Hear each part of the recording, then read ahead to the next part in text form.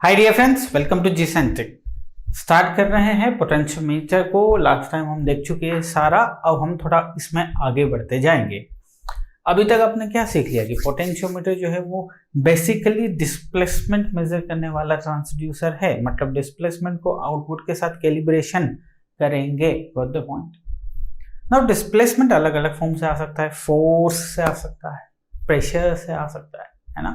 But final input to the port is nothing but the displacement. चलिए, आपने मान लिया, आपने समझ लिया, आपने इसकी लास्ट टाइम पे प्रिंसिपल देख लिया, वर्किंग देख लिया, सब कुछ देख लिया। बट एक एजम्पशन था वहां पे, और वो क्या था कि जो मीटर है ये आइडियल है। आइडियल वोल्ट मीटर का मतलब इसका रेजिस्टेंस जो है ना वो इनफाइनाइट है, बट वास्तविक रूप से ऐसा होता नहीं है। करेक्ट ना? बिल्कुल नहीं होता। वास्तविक रूप में कोई भी मीटर होगा तो वो मीटर अपना इफेक्ट छोड़ के जाएगा। मेजरमेंट किसी भी चीज का करते हैं, किसी भी क्वांटिटी का मेजरमेंट करते हैं तो इंस्ट्रूमेंट लगेगा। वो इंस्ट्रूमेंट के कारण that measurement will be affected for sure.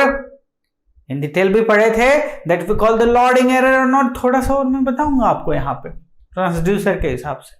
ठीक है, तो जब हमने केस माना था आइडियल, तो उस आइडियल केस में आपने सीधी सी बात करी कि आउटपुट ई नॉट या वी नॉट जो लेना चाहो ले लो।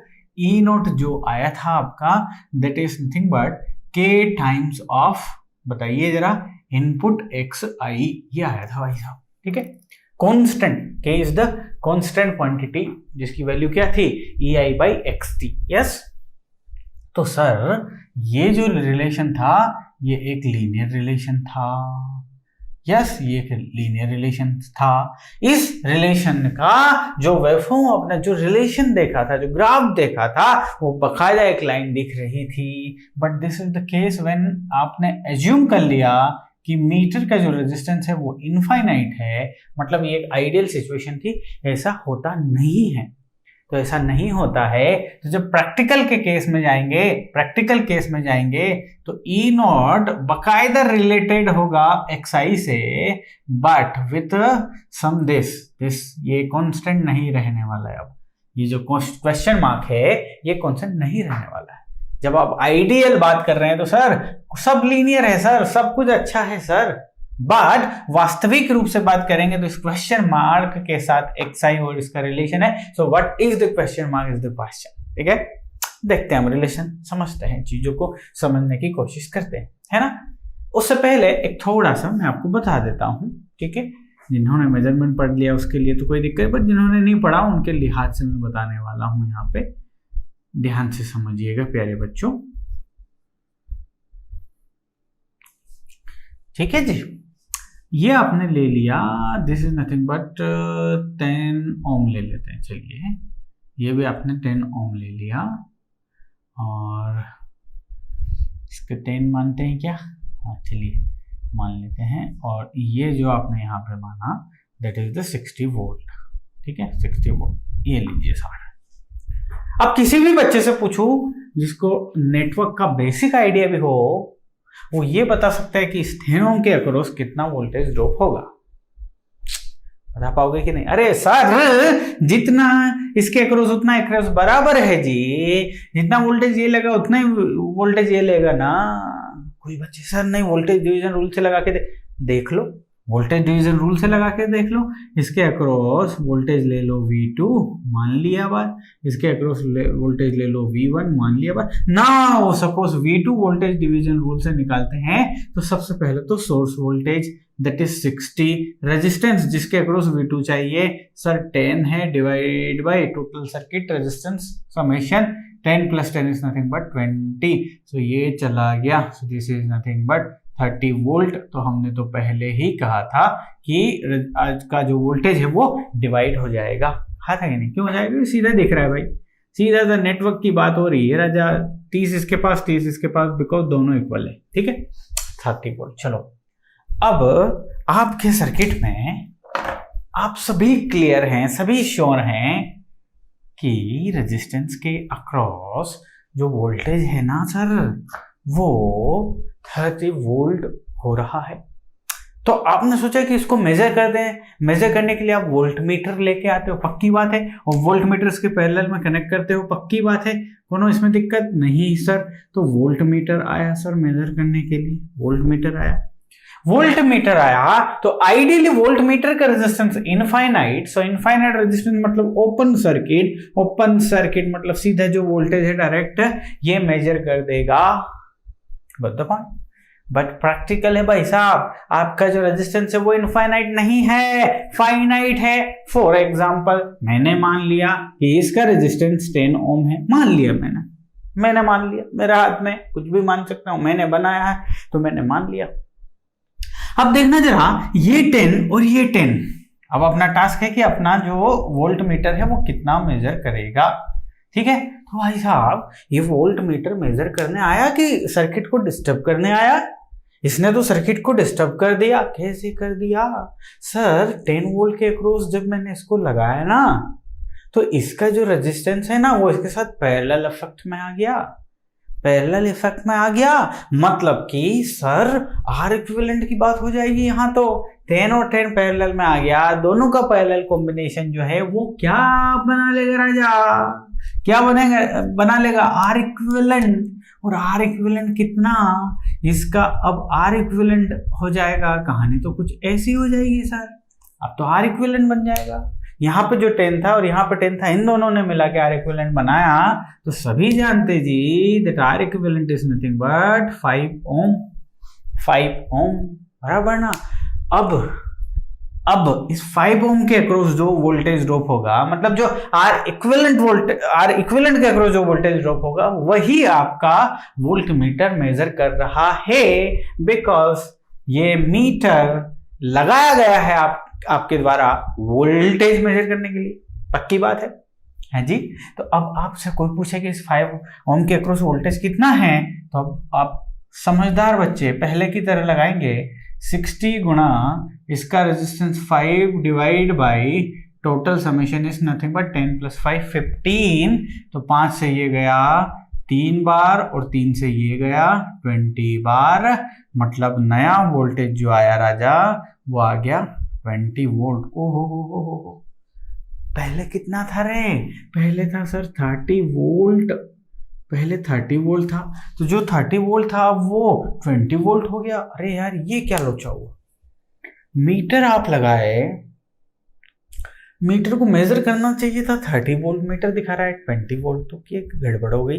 तो ये गड़बड़ भी मीटर ने करी, मीटर के इंटरनल रेजिस्टेंस के कारण 30 वोल्ट मेजर होने की बजाय 20 वोल्ट आ रहा है, मतलब एक्चुअल रीडिंग गिर गई। क्यों गिरी? Because of this meter only, this meter resistance only. So meter ये जो गड़बड़ कर दिया, that we call the loading error. Loading error, load लगा दिया, मतलब आपने एक्सटर्नल वोल्ट मीटर लगा दिया, इंस्ट्रूमेंट लगा दिया to measure the voltage, that's why we call it the loading error. भैया समझ में आ गई छोटी सी बात?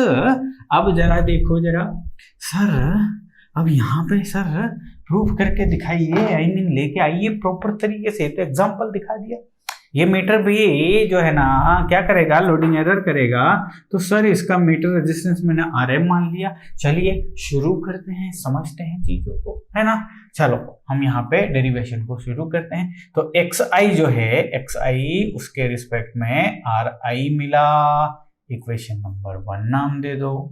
पूरी लेंथ जो है, XT लेंथ जो है वो रिप्रेजेंट कर रही है R पोटेंशियोमीटर को, इक्वेशन नंबर 2 नाम दे दो, बराबर ना। इसमें तो कोई शिकायत नहीं है आप लोगों को, ठीक है। अब देखो जरा, यहाँ का जो रेजिस्टेंस है, यहाँ का जो रेजिस्टेंस है और RM जो है वो दोनों पैरेलल में होंगे ना, तो दोनों पैरेलल को रिजोल्व कर लेते हैं। अभी एग्जांपल में किया है ना हमने, तो R पैरेलल की वैल्यू निकाल लेते हैं जरा। R पैरेलल की वैल्यू आप निकालोगे तो वो आ जाएगा RI in parallel with RM, बराबर है जी, बराबर। चलिए तो इसको क्या लिख सकते हैं सर? इसको लिख सकते हैं हम RI Guna RM divide by RI plus RM। अब मैं चाहता हूं कि ये जो रेजिस्टेंस पैरेलल रेजिस्टेंस आया ये है ना मीटर और पोटेंशियोमीटर रेजिस्टेंस के फॉर्म में लिख पाऊं। एक तो पोटेंशियोमीटर का रेजिस्टेंस आरपी है और मीटर का रेजिस्टेंस आर है, मैं इन दोनों के फॉर्म में लिख पाऊं तो आर आई को रिप्लेस कर सकते हैं ना। आर आई आरपी का रिलेशन क्या है जी? सर सीधा सा रिलेशन है, देखिएगा जरा। इक्वेशन नंबर 1 और इक्वेशन नंबर 2 को यदि डिवाइड कर दूं तो यहां आता है आपका R I by R P is equal to X I by X T, बराबर ना। इसको आपने क्या नाम दिया था सर? हमने इसको के नाम दिया था। तो ये क्या हो गया बच्चे? के आर पी। आर आई को रिप्लेस कर दूं यहाँ पे तो ये हो जाएगा K R P R M divide by K R P plus R M. किसी को कोई दिक्कत है क्या? जी नहीं है सर। चलिए तो फिर इन दोनों का, ये जो पैरेलल ब्रांचेस है दोनों यहां तक, इस पॉइंट तक की बात हो रही है, ठीक है। इन दोनों का आपने आर पैरेलल निकाल लिया। अब बचा हुआ हिस्सा कौन है जी? ये है। बचा हुआ हिस्सा कौन है?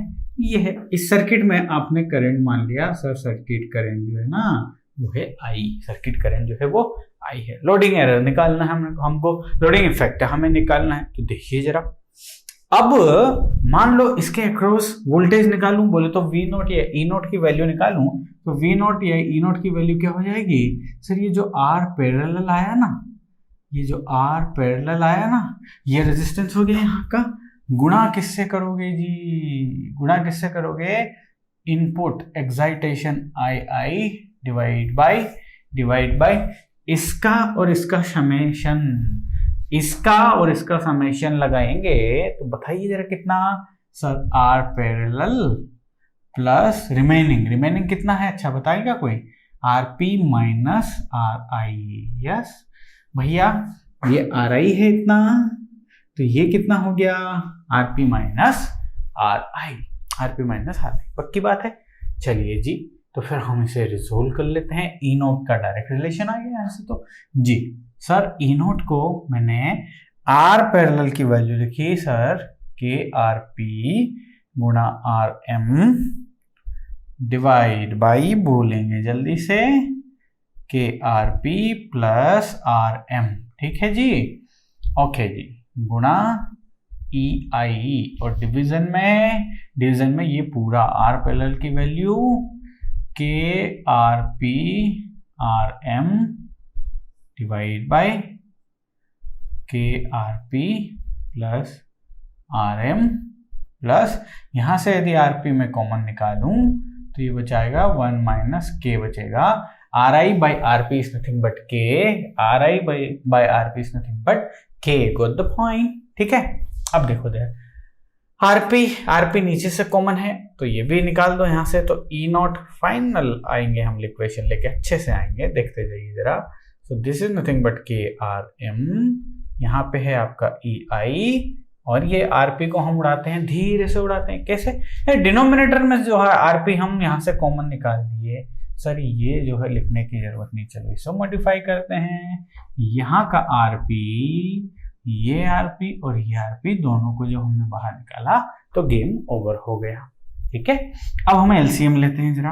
अब हम एलसीएम लेते हैं। एलसीएम के लिए इधर इसको मल्टीप्लाई कर दीजिएगा, क्या कर देंगे sir? This is nothing but के, इसको यहाँ पे मल्टीप्लाई करेंगे आप, तो ये हो जाएगा K R P plus R M and in bracket 1 minus K. ठीक है, तो एलसीएम लेने के बाद सिचुएशन ऐसी हो जाएगी। अग्री हो? तो भाई साहब अब ये दोनों उड़ गए है ना, ये डिनोमिनेटर में और ये दोनों उड़ गए। तो फाइनल क्या आ गया रे? देखते जाओ जरा, फाइनल क्या आ गया, सब कुछ समझ में आएगा है ना। So E naught is nothing but K R M, this is nothing but E I divide by, ये हो गया K R M plus K R P plus R M and in bracket 1 minus K, in bracket 1 minus K. Got the point? ठीक है। अब क्या करता हूं, R M common निकालता हूं, इस ऊपर वाले आर एम को हम यहां से उड़ाते हैं सपोज फॉर एग्जांपल। तो ये बच जाएगा के ई आई इन ब्रैकेट बच जाएगा, आर एम उड़ गया यहाँ से, सो ये हो गया के प्लस यहाँ से आर एम निकला है बाहर भाई साहब, तो ये क्या बचा आपका, ये बचा 1 माइनस के एज इट इज। यहां से जब आर एम बाहर निकला होगा तो ये बचा 1 plus R P by R M K R P by R M. ठीक है, अब अंदर हम इसका मल्टीप्लाई कर देंगे तो कहानी कैसी बन जाएगी, कहानी हम यहां बनाने की कोशिश करते हैं।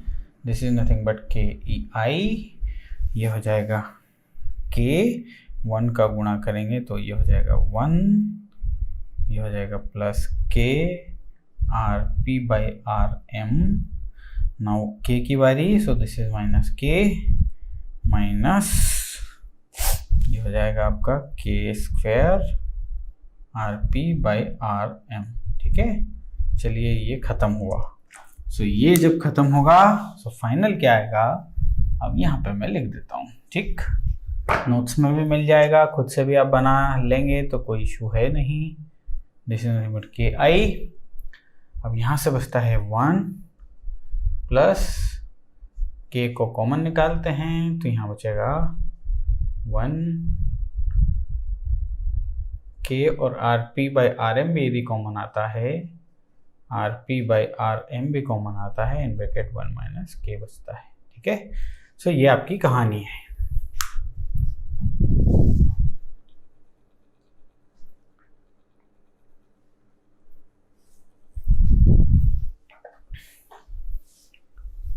सो फाइनली ये लेके आ गए हम। चलो अब फाइनल रिलेशन क्रिएट कर दो जरा। लोडिंग एरर के कारण अब चीजें लीनियर नहीं रही सर। अब चीजें क्या बन गई, ये क्वेश्चन मार्क की वैल्यू अभी बताएंगे हम sir. E naught is equal to अब बन गया के गुणा E I divide by 1 plus K 1 minus K हो जाएगा R P by R M. ठीक है जी, ये वैल्यू हम निकाल के ले के आ गए। अब देखो जरा, पुराने वाले में सर इसका रिलेशन जो है ना कुछ ऐसा था, एक्साइज से रिलेशन क्रिएट कर दिया। तो यहाँ पे के की वैल्यू आप जानते हैं कि के की value is nothing but x I by X T, है ना, क्योंकि के को आपने लिखा ना रेजिस्टेंस के फॉर्म में यदि लिखना होता तो are I by R P आपने लिखा है भाई। अब रिलेशन चूंकि इनपुट एक्स आई लेके आना है, सो आप ई आई को छोड़ के इसको यहाँ क्रिएट कर सकते हैं कि भाई के में जो है ना x I by X T आपके पास अवेलेबल है। Got the point. So this is nothing but x I by X T. के की वैल्यू और अच्छे से लिखते हैं जरा, ठीक है। आप इसको ऐसा लिख लीजिए, हियर इज के, ये E I fractional value of E naught with respect to this. Now K is equal to X I by X T हमारे पास है, मतलब कुल मिला के वहाँ पे यदि हमने फैक्टर लेके आया था ई नॉट बाई ई आई, जो हम फैक्टर लेके आए थे वो था हमारा एक्स आई अपॉन एक्स टी। ठीक है, एक्स आई अपॉन एक्स टी। ठीक है, सिमिलरली यहाँ पे हम क्या लेके आ गए, E naught by E I compare कीजिए is equal to K divide by इतना, where this K is nothing but ये जो के है उसको हमने यहाँ माना X I by X T. Got the point, X I by X T. और यहाँ पे जो के दिख रहा है इसकी वैल्यू क्या थी, इसकी वैल्यू के की यहाँ पे हमने वैल्यू जब डिस्प्लेसमेंट के फॉर्म में इसको कर दिया तो यहाँ हमने इसको बोला था ई आई बाई एक्स टी। ठीक है, लेकिन जब ये डेरिवेशन किया तो यहाँ पर के की वैल्यू क्या है, x I by X T. ठीक है, K1 K2 ले सकते हैं, जो आपकी मर्जी है। मेन मुद्दा समझिए, यहाँ पे रिलेशन जो था डायरेक्टली लीनियर रिलेशन था। क्यों? क्योंकि यदि xi को इनपुट मान लूँ, ई नॉट को आउटपुट मान लूँ, सो ई आई बाई एक्स टी को के बोला, जो कि कॉन्स्टेंट है, लेकिन यहाँ पे ऐसा नहीं है। यहाँ पे xi के साथ साथ पूरा इक्वेशन है जो कि इसको नॉन लीनियर बना देता है। ठीक है। सो लोडिंग इफेक्ट की वजह से नॉन लीनियरिटी आ गई, हमने समझ लिया सर, है ना।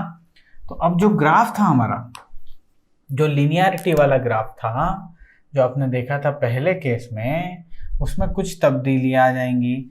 ये था पहले, ठीक है। अब जरा देखो, ये RP बाई RM वाला फैक्टर भी एसोसिएट हो गया है, RP बाई RM वाला फैक्टर भी एसोसिएट हो गया यहाँ पे, है ना।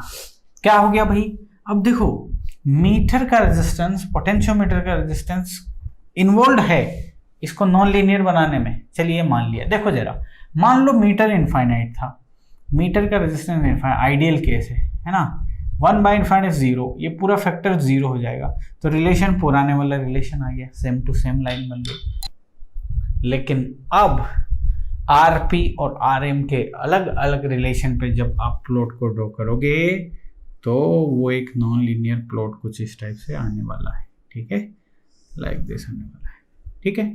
तो RP बाई RM की जो वैल्यू है उस पर ये डिपेंड कर रहा है। ये वाली कहानी एग्जैक्ट कहानी है, ये किस चीज़ के लिए, ये कहानी है RM is equal to infinite के लिए, ठीक है। और इसके आगे आपके पास दो फैक्टर हैं, आप चाहें तो RP बाई RM की बात करें, RM बाई RP की बात करें, जैसा भी लिखा है मैं बात करूंगा यहाँ पे RP बाई RM की, ठीक है, RP बाई RM की। तो मीटर का जो रेजिस्टेंस है, मीटर का रेजिस्टेंस इनफाइनाइट नहीं होता, वो तो इससे कम होगा, तो ये फैक्टर बढ़ेगा, ये factor RP by RM factor बढ़ेगा। तो ये RP बाई RM फैक्टर जब इंक्रीज करता है, RP बाई RM फैक्टर जब इंक्रीज करता है, उस केस में नॉन लिनियरिटी आ रही है। बुक में लिखा होगा RM बाई RP डिक्रीज कर रहा है, तो सीधी सी बात है, कहानी समझ में आ गई। सर इतना सब कुछ ये कहानी आपने बताया, ये लोडिंग एरर वाला हम कॉन्सेप्ट समझे, हमने ये देखा कि मीटर है ना, तो मीटर तो उसका काम करेगा, मीटर क्या काम करेगा, मीटर लोडिंग एरर क्रिएट करेगा। तो एरर क्रिएट कितनी हो गई भाई, ये क्रिएट हो गई, इस एरर की वजह से non linearity into the system आ गई। क्लियरली दिख रहा है कि सर पहले वाली रिलेशन डायरेक्ट लीनियर है, अब वाली नई वाली रिलेशन पूरा खिचड़ी बना हुआ है। तो अब ये बताइए जरा, हमने आपको यदि ये बता दिया कि इसका जो डायग्राम है ना वो कुछ ऐसा बनेगा, इसका रिलेशनशिप का डायग्राम जो है ना वो कुछ ऐसा बनेगा, तो आपको ये बात समझ में कि sir non linearity is coming over here, yes non linearity आएगी, नो डाउट एट ऑल, बराबर। अब जरा एक बात को देखना, क्या हम परसेंटेज एरर निकाल सकते हैं, हाँ, जैसे कि एग्जाम्पल से आते हैं, पहले वाला एग्जाम्पल बताया था 30 वोल्ट था, मेजर करने के बाद 20 वोल्ट आया, तो पक्का देयर इज अ एरर और नॉट। सो एरर निकालते हैं जब अपन, तो कैसे करते हैं भाई, क्या, true value minus measured value upon true value, percentage निकालना हो तो 100 कर दो।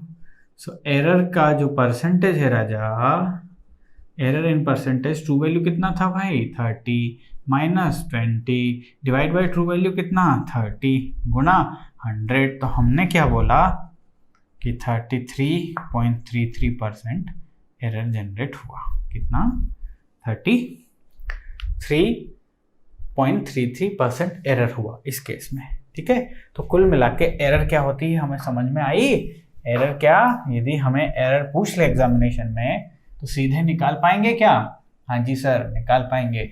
कैसे निकालेंगे, अरे सर मैं फॉर्मूला नहीं करवाऊंगा जो बुक्स में रहता है छपा हुआ, क्योंकि हमें कुछ याद नहीं करना, हमें फंडा समझ में आ गया कि एरर कैसे निकलेगी, एरर कैसे निकलेगी। जैसे जब एकदम आइडियल सिचुएशन था तो वहाँ पे E naught is equal to K EI था, जब कंडीशन बदली, जब नॉन लिनियरिटी शामिल आई, तो आप एक फैक्टर लेके आए, यहाँ पे पूरा फैक्टर है, दैट फैक्टर हमने अभी किया, मैंने मान लिया के बार एंड दिस EI, बराबर ना।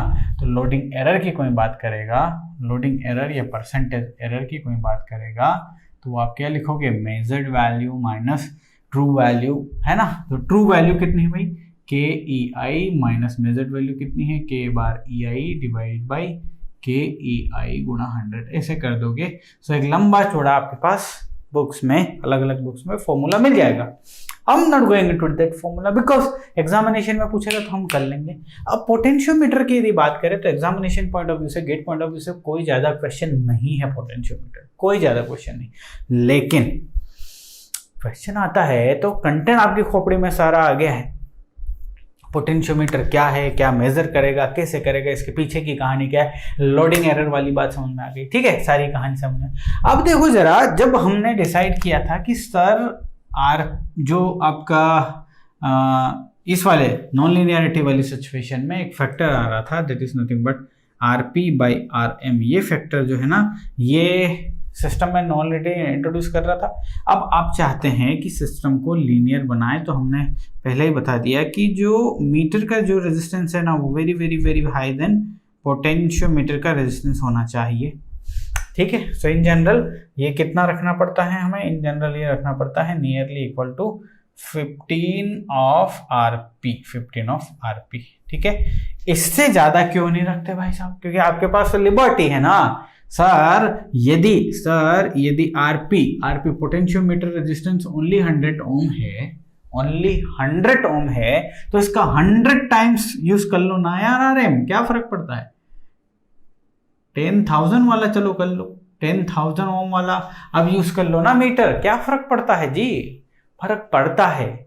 आने वाले लेक्चर में देखेंगे कि क्या फर्क पड़ता है और क्यों ये फैक्टर लिमिटेड टू 15 RPM कर दिया गया है।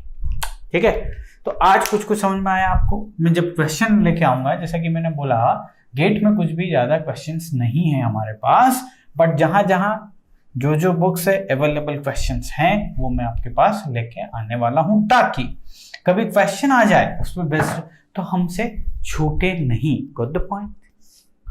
चलिए उस पॉइंट का डिस्कशन करते हैं जिसमें हमने आपको बताया था कि मीटर का जो रेजिस्टेंस है वो in general 15 times of RP होना चाहिए।